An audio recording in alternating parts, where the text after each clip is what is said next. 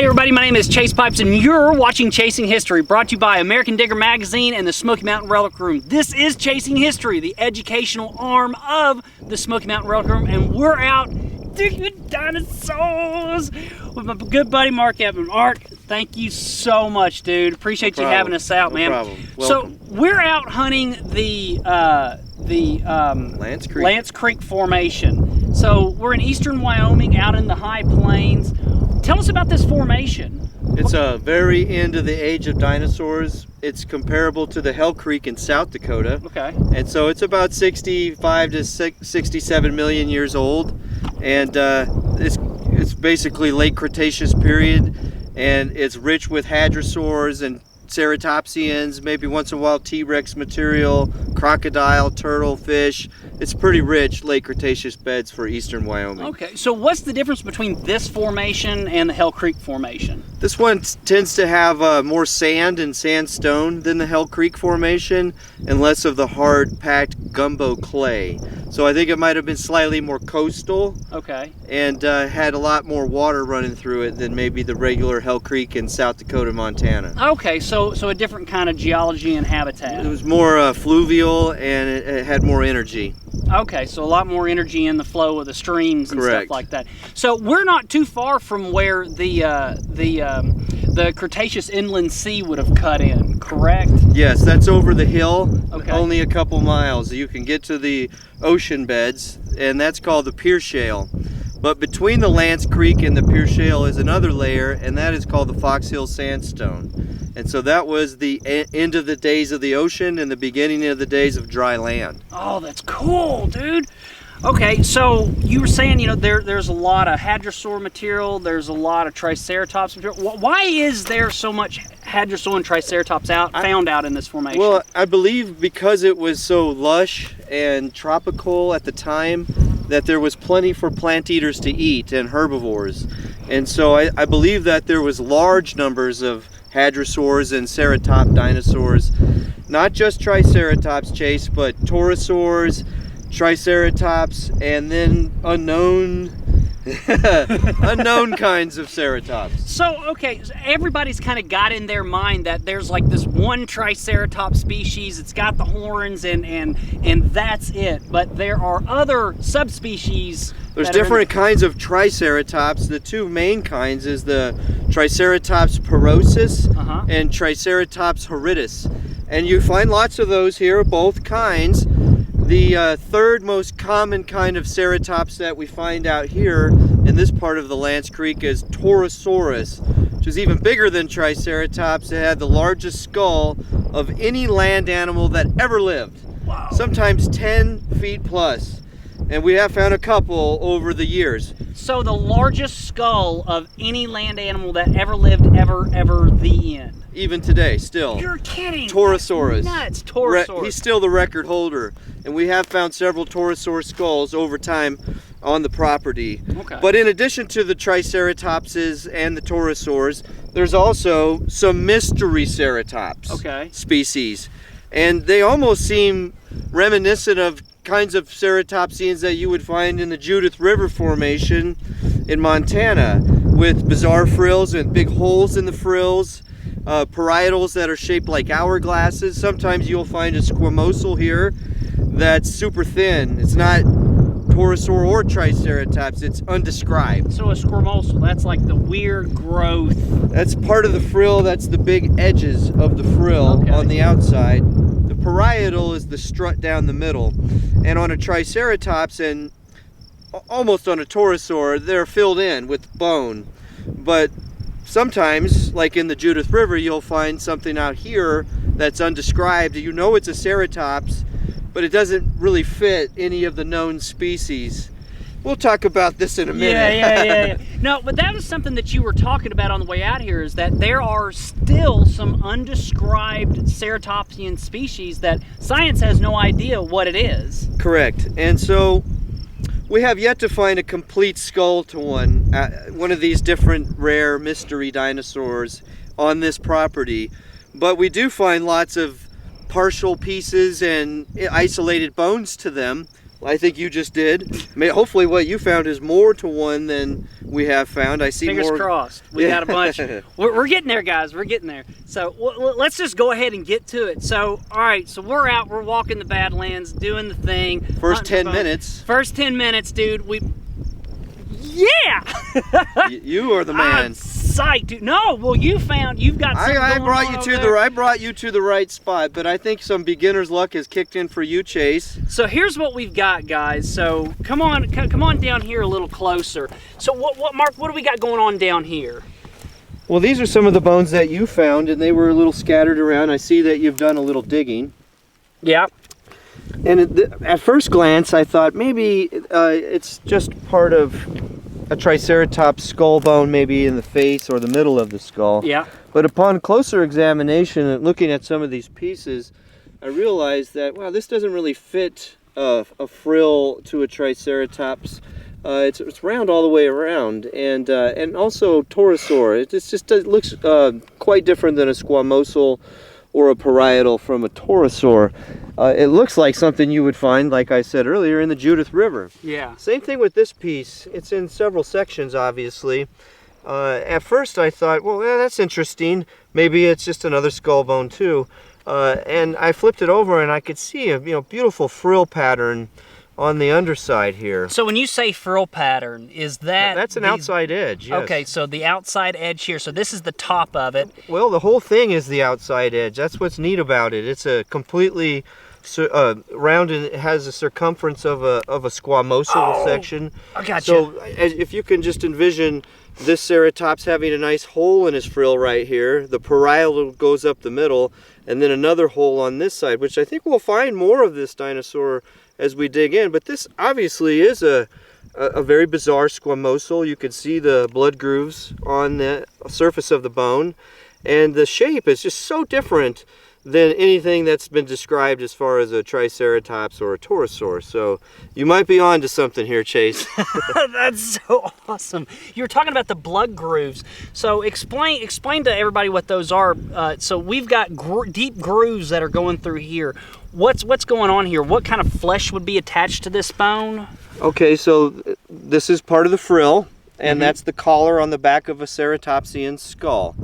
And it had a thick covering of leathery skin that was on the top of the bone. And the bone had a rich blood supply. And so when you see these grooves beautifully placed into the bone, those are called blood grooves. And so there was a vast network of arteries and veins that fed nutrients and blood and oxygen to the ornate giant skull that these animals had. Okay, and so that's something that you can see in the bone there. Correct. Every one of these grooves had capillaries and veins and arteries that ran across. This is probably more of a bigger vein, maybe a small artery that was sunk in there. And Chase, I'll be honest with you, I have been very lucky over time where I have actually found fossilized blood vessels with branching forks in the fossil, and that's pretty rare. I've only done it maybe 5 or 6 times, but it's usually associated in a rock next to a frill and a skull to a ceratops. Well, what's just so incredible is that you can see in the bone a groove where the blood would have flown to this animal. I mean, that's just nuts, man. They must have had very large hearts to pump that blood around those big heads. Yeah, for sure. So what else do we got around going on? Because I mean, we've got bone going here. We've got a big piece over here. What's this over here? Well, that's a really neat clue. Of course, we have a lot of fragments that have washed out, and we'll collect those next. Yeah. Before we start digging on the actual bones that are going into the ground. But this piece here that's on the surface, and it looks like it didn't come far, it probably came out of the ground right about there. But this is actually the occipital condyle to the dinosaur, which is the very back part of the head where the first vertebrae in the neck would have attached to this piece. Oh, wow. So this is a critical piece. It kind of is the piece that held the head upright. So right where the vertebrae meets the spine, that end point, that's what we've got right here. Correct. This was still part of the skull. Yeah. But it was the last part of the skull before the neck vertebrae started. And on a ceratopsian dinosaur, because they had such large heavy skulls, they had fused neck vertebrae. And the name for them are called syncervical vertebrae. Many dinosaurs have individual neck cervical vertebrae that move around. But a big ceratops doesn't have that option because of the weight of the skull. So they're fused, and usually a string of syncervical vertebrae to an adult Triceratops is usually a couple feet long and pretty big around. That's how much it weighed, the skull. So this is in effect a really rare bone, because there's only one of these in the entire body. Correct. So this is probably one of the rare bones that you could find. Well, if you're going to find a rare mystery ceratops specimen, at least you found the skull coming out. It does look disarticulated, and that's common out here in these chocolate beds. But what happens is, strewn through this layer, hopefully, will be more intact skull bones, such as the horns and the jaws and the rest of the frill and anything else, the beak. So we'll just see how it goes, and we'll have to keep everybody posted as we dig. Positive thinking, man. It's all right here. It's all beneath our feet. All right, guys, we're going to get to it. We're going to start digging, and we'll bring you back here in just a second. All right, so Mark just got started. Yeah. I'll let you take over, dude. Okay, well, as Chase and his cameraman were finishing up that last little segment, I just came over here and did a random probing with my knife down into this soft matrix, and I can feel a large bone down underneath. And of course, I don't know what it is yet, but more than likely it's to Chase's discovery of this possibly rare ceratopsian skull. So we'll see what happens. So let me ask you this, because you have been pushing your knife in kind of all around. Is that a technique that you use? In a very soft spot like this with very soft chocolate shale, I do just kind of probe around and poke with my knife to see if I can feel anything large just right under the ground. And a lot of times you don't, but this time I did. And I'm very curious to see what it will turn out to be. But I could see other bones coming out of the ground that all are associated with this animal. So more than likely this is yet another skull bone to your critter. Yeah! Woohoo! All right. So all right, well let's get digging. What I'm fearing, what looks like is happening, is it's a isolated piece. It's not just a big isolated piece. Yeah, it looks like it. Yeah. What part of the what part of frill? Is it a piece of frill? Yeah. Okay, so we've just got another isolated skull piece here. That happens sometimes. Now, what are those capillaries? Yeah, those are some more blood grooves. Look at those big ones right there. God, that's awesome. That's a piece of frill. That's awesome. All right. Okay, so what we're going to want to do is we're going to want to get rid of that bush right there, and I'm going to start using my shovel. All right, want me to stop it? Keep going. So what are you going to do now? I'm going to shave off this little mound with the shovel, and I'm going to take it down a little lower, and I'm going to stop it when I get on top of this skull bone, and then I'll slow down and dig with my knife. Okay.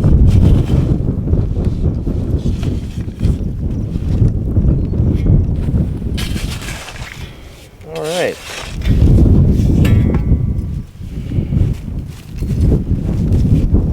So if you want to kind of take this down right here, I'll follow this in. Looks like it's a little fragmented in the ground right here.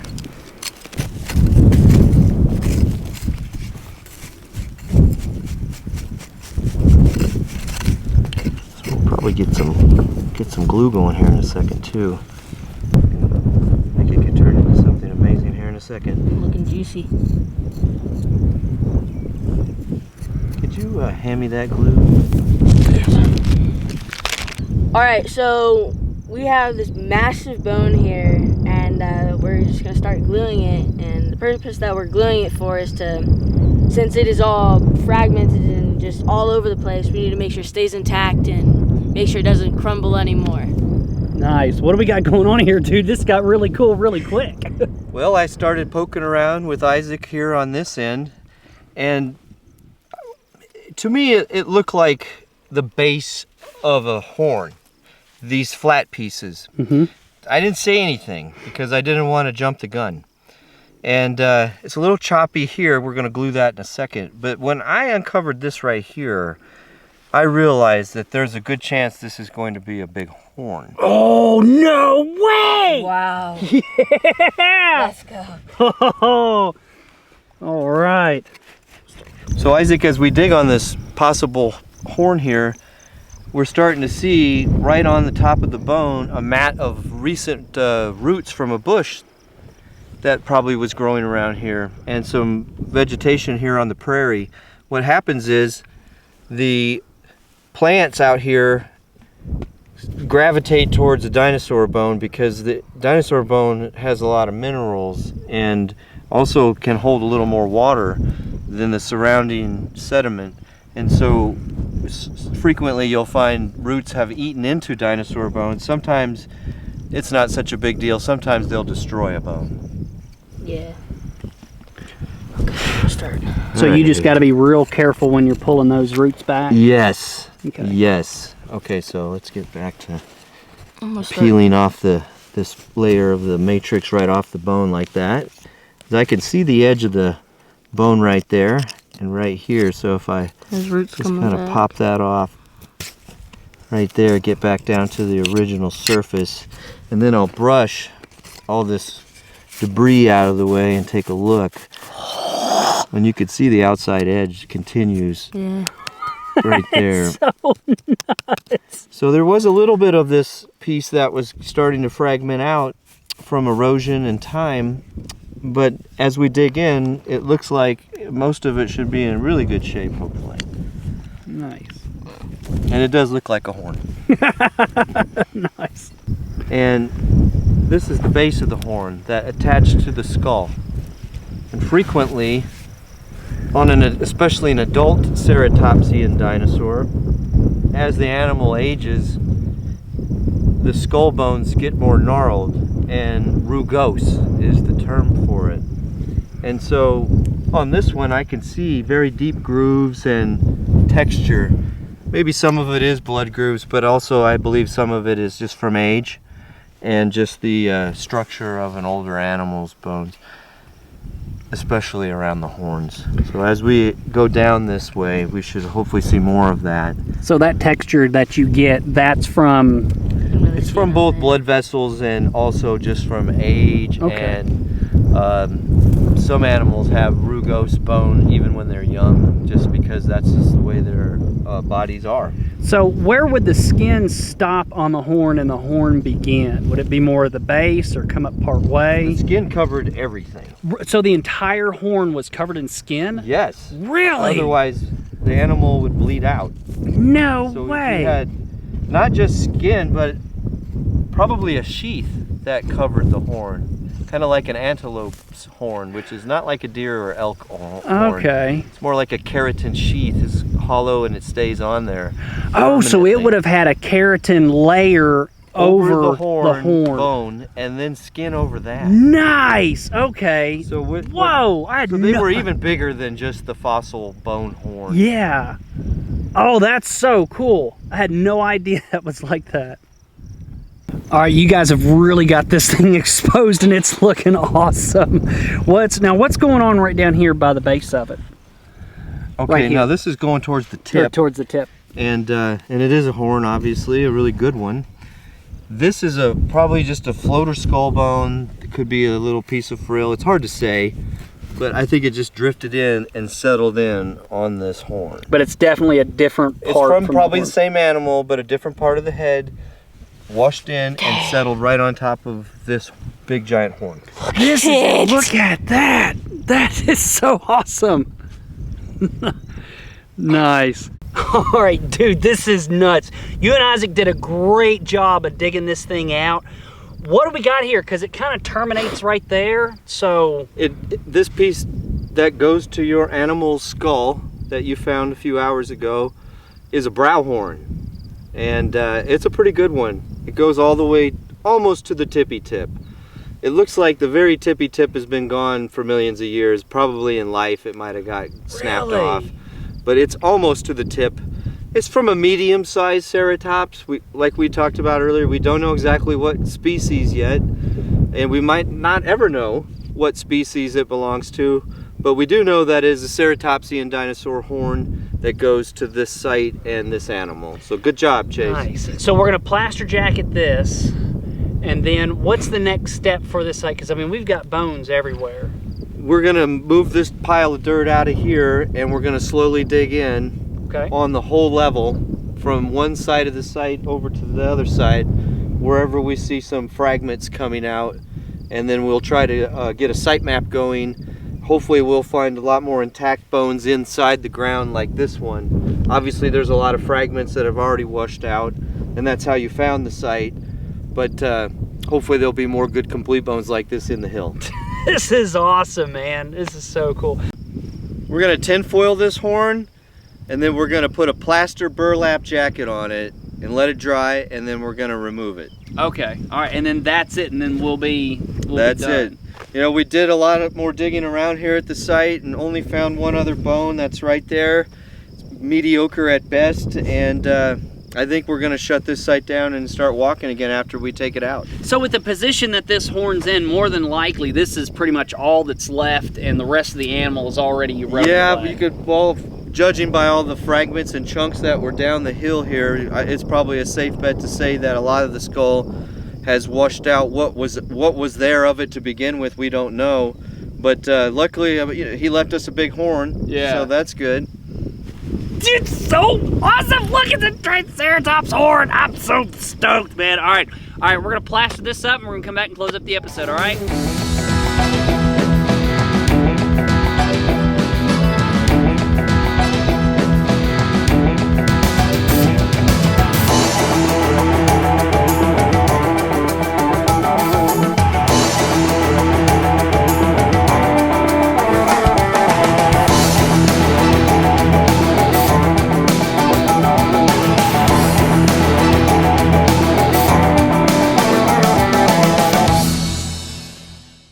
Dude, we've done it. We got to jacket it up.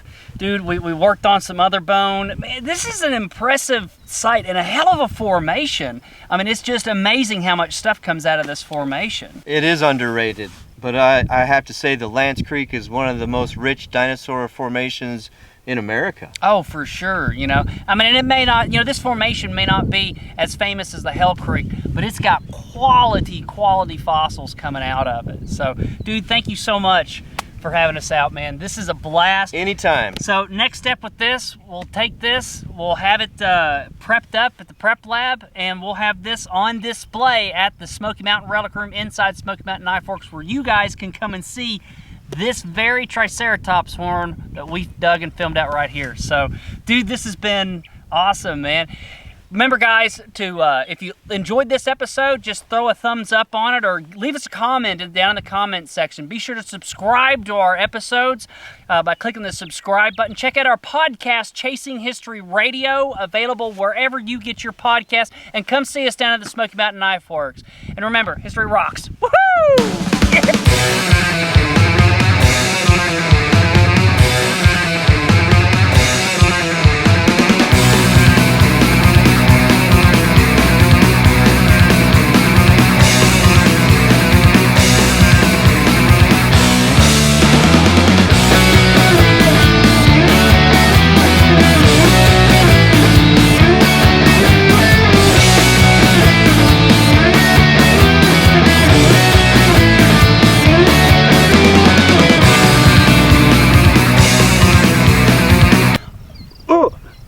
We will never, ever be on Twitter. Do you have Twitter? No. Do you know what Twitter is? A little bit.